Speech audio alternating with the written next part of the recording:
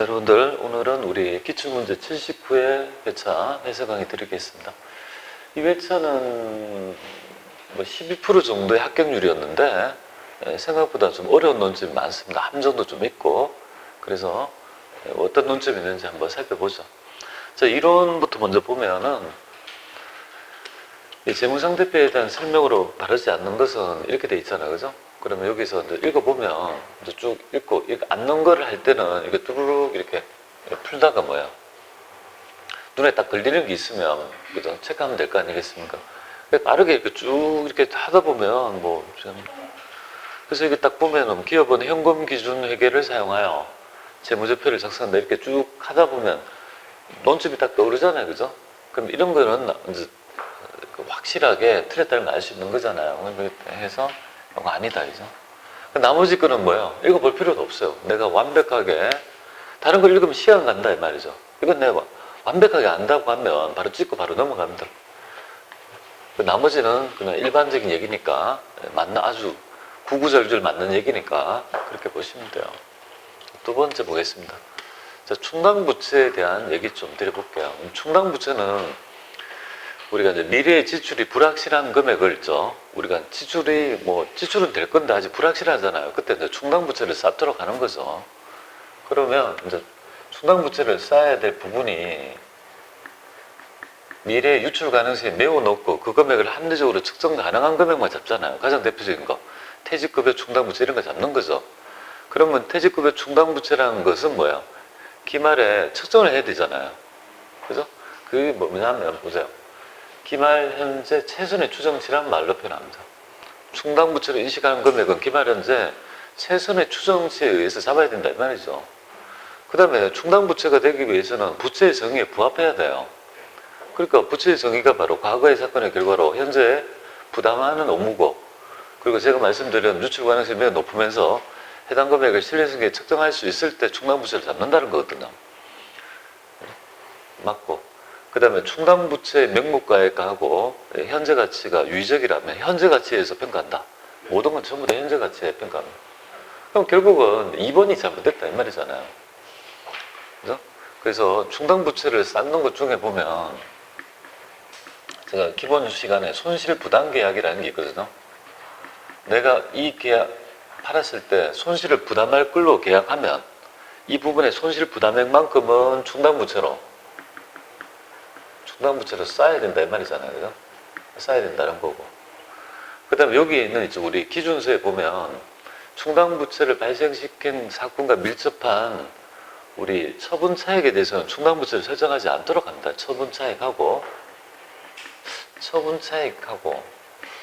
처분차액보다는 수선비가 많이 나오는데, 수선비.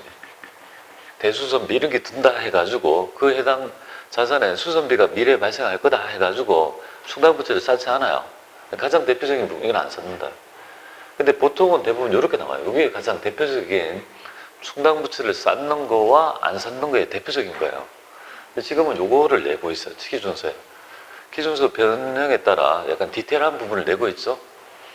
그래서 이런 것들은 뭐 어떻게 해야 돼요? 요거는 알고, 요거는 당연한 거고, 요것도 안다면, 이건 잘 모르잖아요. 그죠? 그럼 잘 모르지만, 다른 걸 맞다고 생각하고, 체크하고 넘어가셔야 될 수밖에 없습니다. 여기서 갈등을 하면 안 돼요. 자기를 믿어야 돼요. 그죠? 근데 항상 여기가 두 개가 뭐가 문제예요? 얘하고 문제가 됩니까? 그 얘는 현재 가치라는 거 말고, 얘하고 두 개가 헷갈리나요? 최선의 추정치? 그러면 그게 아니라 사람마다 좀 다르겠죠. 최선의 그러니까 자기가 새기고 있는 그 지문을 보고 좀 알고 있었다면 이런 경우에 세 개는 알면 하나는 잘 모르지만 체크해서 답을 맞추는 그 정도에 있잖아요. 지식은 필요하다는 거예요. 그런 것들이 좀 필요하겠습니다. 혹시 충당부채에 대한 얘기 하고 있지만 또 이거 말고 또 뭐를 낼까요? 보면 가장 많이 낸 거. 우발부채에 관한 얘기를 또 물어보잖아요. 그죠? 이렇게 해서 같이 연결하는 주제예요. 그래서 첫 번째 너무 쉽고 두 번째는요. 살짝, 그죠? 그럴 수 있죠. 그 다음에 이제 세 번째는 기본기를 물어보는 거죠. 3번, 4번. 이게 딱 보는 순간 그렇게 많이 어렵지 않다 이거죠. 아니, 나는 매도 가능 증권 잘 몰라요. 이러면 모르지만 뭐 세물급의 기본 주제는 매도 가능성권이에요. 이거에 대한 완벽한 이해는 필요해요.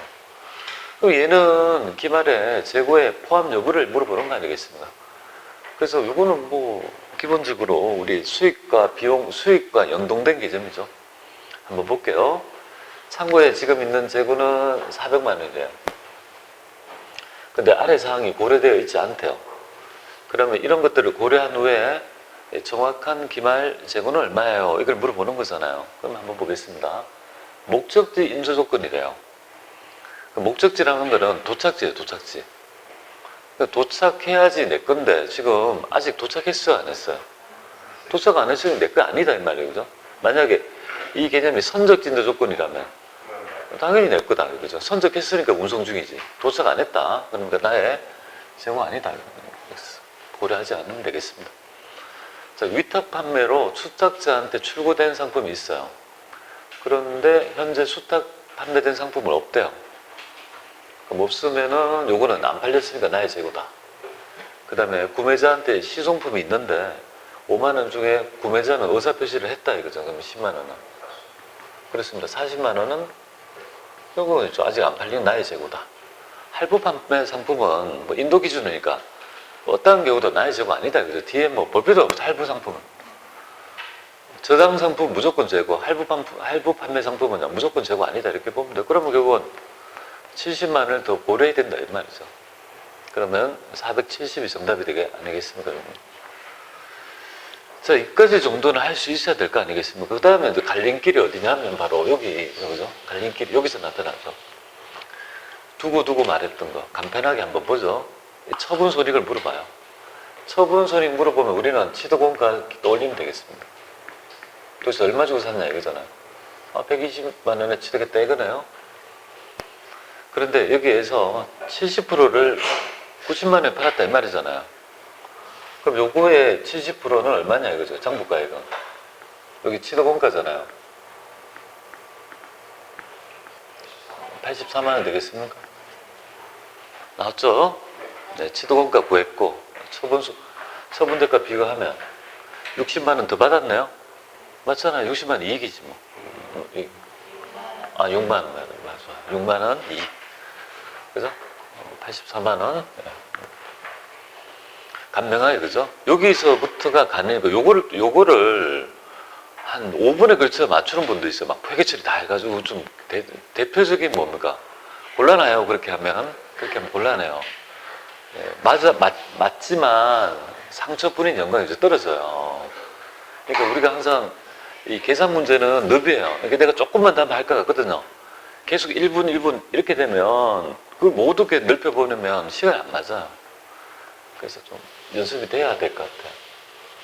이거를 1분 안에 풀 수만 있다면 준비되었다. 저는 그렇게 봐요. 그죠?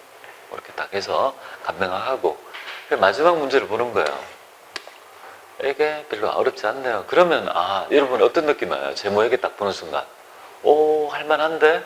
4개는 만약에 재무회계를 4개만 맞출 수 있다면 대단히 뭡니까? 나이스하다. 그렇게 보면 돼요. 정말이에요. 그죠? 다른 원가랄지 이런 거는 좀 할만하거든요. 물론 뭐 세법이 한 문제 정도는 약간 직구적 문제가 있죠. 틀리라고. 뭐 그런 문제가 있어요. 어쩔 수 없어요. 너무 기통이 내면 못 맞춰요. 요번에 이 문제, 기통이 문제가 하나 나왔던데 틀리라고 다 내면. 그죠? 문제가 하나 있다.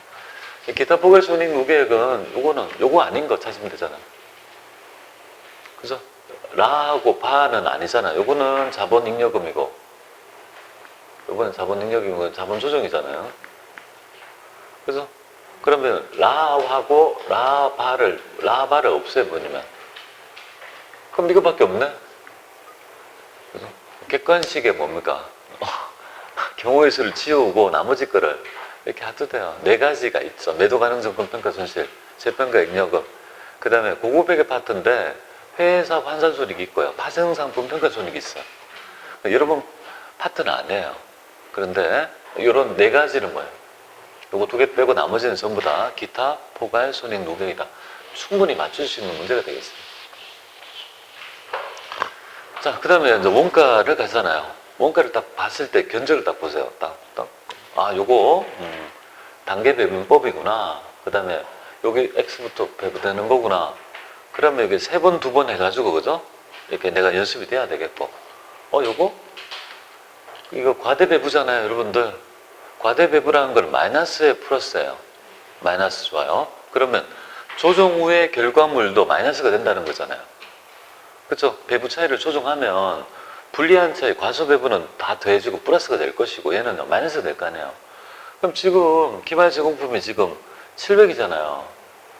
그럼 최소한 얘보다 적어야 된다는 거 아니에요? 맞잖아요. 그럼 적어야 되면 얘는 답이 아니잖아요. 근데 현실적으로 이런 게 답이 될 수 있나요? 여기 80밖에 안 되는데 다 조정해봤자 그렇지 않나요? 눈치를 봐도 얘에 해당하는 거 알겠습니다. 그렇잖아요. 이게 80을 조정해본들, 그죠? 여기 아무리 조정 다 한들 뭐 620밖에 더 돼요. 아무리 다 조정하더라도. 얘는 아니라는 거 알잖아요. 그러니까 눈치코치를 알 수 있는 계산하는 문제도 아니에요, 솔직히 말하면. 그리고 이거는 뭐 완성본 화산하고 가는 거잖아요. 선의전출부계겠지 뭐. 그죠? 아니, 그 기본적인 기본 문제죠. 그러면 원가가 어떻게 돼요? 쉽네? 그러면 합격률을 여러분 최소한 2자리라는 거 알아야 돼요. 만약에 이론 정도의 난이도를 깔았다 하면 제가 볼 때 20% 이상 나와야 돼요. 그런데 그러면 뭐예요? 대손 충당금을 맞춘 사람이 별로 없으니까. 그리고 감가상각비 보니까 함정이 하나 있어요. 2개 함정인데 그런 걸 에라해서 합격률이 이게 좀 떨어지는 경향이 없잖아요. 있고 또 재무에도 그냥 중간 정도 이상의 난이도가 이렇게 깔려고 있어요. 그러니까 이번 시험은 실무가 좀 어려웠다. 법인세하고 몇 개 어려웠다 이거죠. 그런 것들이 감안되어 가지고 합격률이 나왔어요. 만약에 실기의 난이도를 만약에 이 이론 문제의 난이도가 조금만 더 어려웠으면 이 합격률은 분명히 7% 8%밖에 안 돼요. 그래서 이론 문제 강의, 이론 말고 실기 문제 강의 실기 좀 필요해요. 좀 어려운. 그러면 6번은 보겠습니다. 감가상각비를, 생산부서의 감가상각비를 제조원가로 보지 않고 뭘로 했다는 거야? 판관비로 떨었다 이거죠. 그러면 어차피 비용화 되는 건 똑같죠. 당기순이익은 차이가 없죠.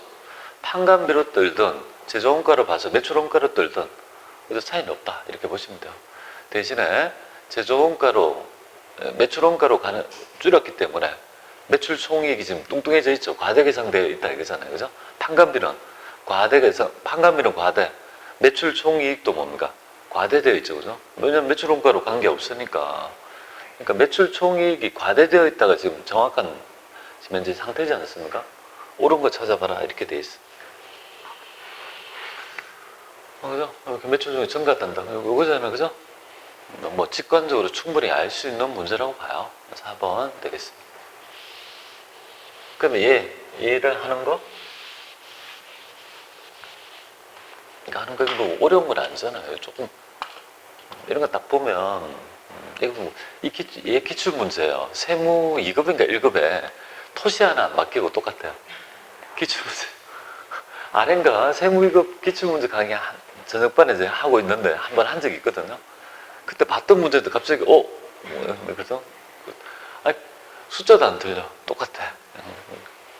자, 이런 거 어떻게 푸는지 볼게요. 이제 힌트가 뭐냐면 가공비라는 게 나왔잖아요. 그죠? 가공비를 A라고 넣으면요. 지금 A라고 넣으면 A는 어떻게 되겠습니까? 직접 노무비가 얼마죠? 35,000원. 여기 직접 노무비잖아요. 그죠? 플러스 이제 제조간접비죠. 그죠? 제조간접비는 가공비 30%니까 이걸 0.3A 이렇게 바꿀 수 있는 거 아니에요. 그죠? 그럼 0.7A는요. 35,000원이고 그럼 A는 결국 5만원이 되겠습니다. 가공가는 5만이다. 그러면 지금 물어보는 거는 제조간접비를 얘기하는 거잖아요. 제조간접비는 결국은 얼마가 되겠습니까? 30%면 15,000원 되겠다. 그죠? 제조간접비는 5만원에 곱하기 여기에 30% 이렇게 되겠죠? 아니면 여기에 5만원이 되니까 이걸 지금 집어넣으면 15,000원이 되겠지. 뭐 아무것도 아니죠. 그냥 쉽다 이렇게 보면 돼요. 이거는 맞추라고 준 문제. 두 번째가 이제 변별력을 내겠다는 겁니다. 이 정도를 맞출 수 있으면 이 정도는 준비하고 해야지 말이죠. 얘는 뭐야? 이 정도를 맞출 수 있으면 합격권에 드는 거야. 뭐 이렇게 그죠? 그렇게 막 얘기하고 있는 거 같네요. 그죠? 이런 보겠습니다. 이거는 어떻게 하는 건지 FM대로 해드릴게요. 그냥 어떻게 하면 될까요? 그냥 단계 배분법이죠. 머릿속에 떠올라야 된다고요. 어떤 게 떠올라야 되죠? 삼위법. 그리고 왁구 있죠. 프레임을 딱 할 줄 알아야 돼요. 그냥 옆 칸에다가 이렇게 X, Y, 지금 제조 부분, 보조 부분, 여기 얘부터 우선 배분하는 거. 우선 배분하는 거 여기 놓고 A, B 되겠습니다. 그럼 요 금액은 5만 원이 돼요. 그럼 얘는 Y 부분 3만 5천 원이 되겠습니다. 이렇게 됩니다. 보조 부분 3만 5천 원 이렇게 되잖아요. 그래서 왁구를 그려볼게요. 하나, 둘, 셋.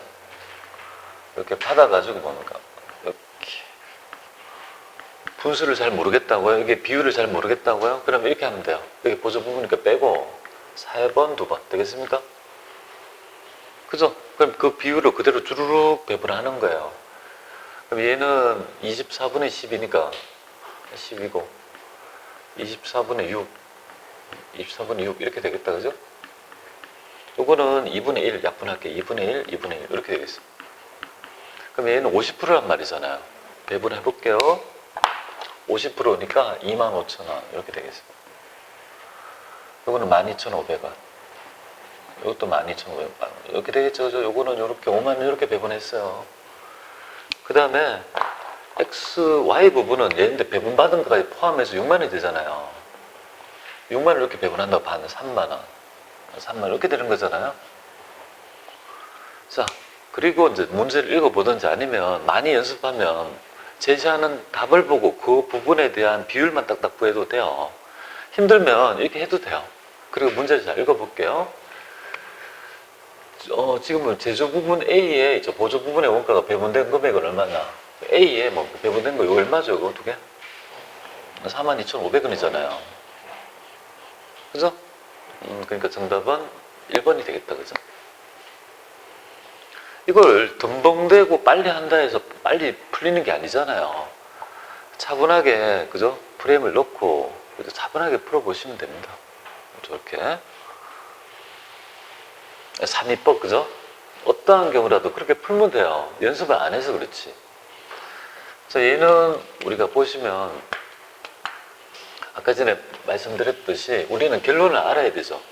과소 배분은 나중에 차이를 조정하면 더 늘어날 것이고, 과대 배분은 마이너스니까 차이를 조정하면 결국은 이걸 실제 금액보다 줄어들 거라는 걸 우리는 알고 들어가야 될 것 같아요. 지금 보면은 초원가 비례법이잖아요. 그럼 초원가 비례법이라는 말은 원가요소 비례법은 뭐를 기준으로 하는 거예요? 250, 150, 100의 비율.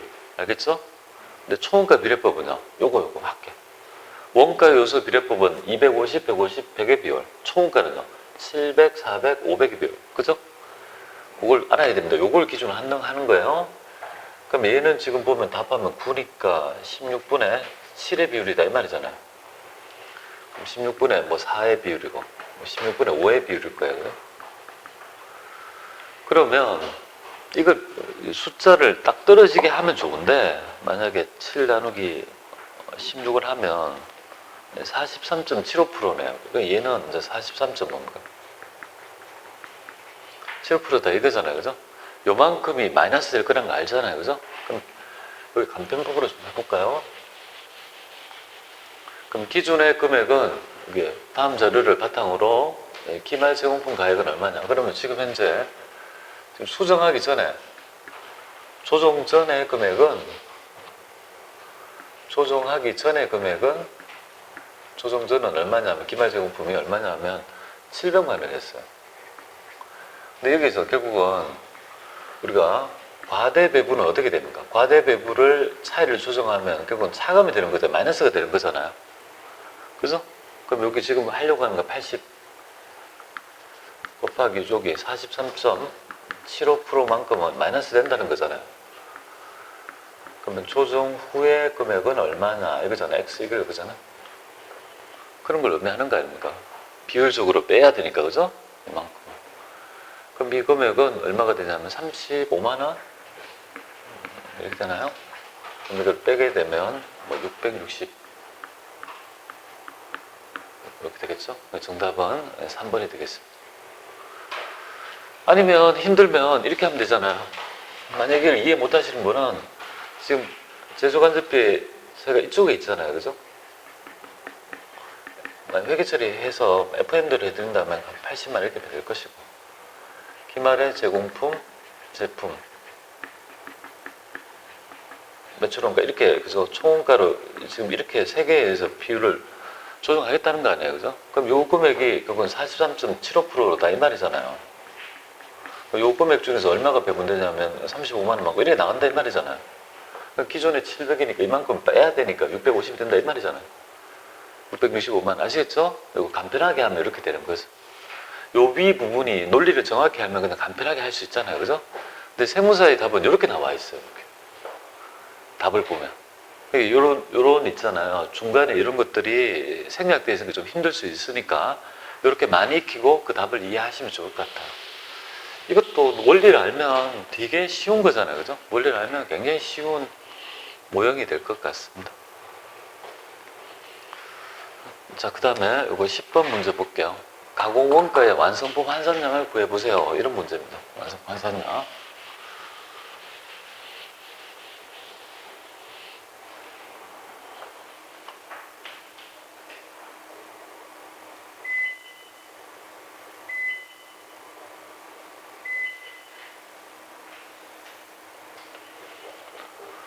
자, 그러면 해볼게요. 여기 지금 가공원가의 완성품 환산량 구해봐. 그러면 이제 뭐 완성품 환산량 어렵지 않잖아요. 손익손실부분이구나.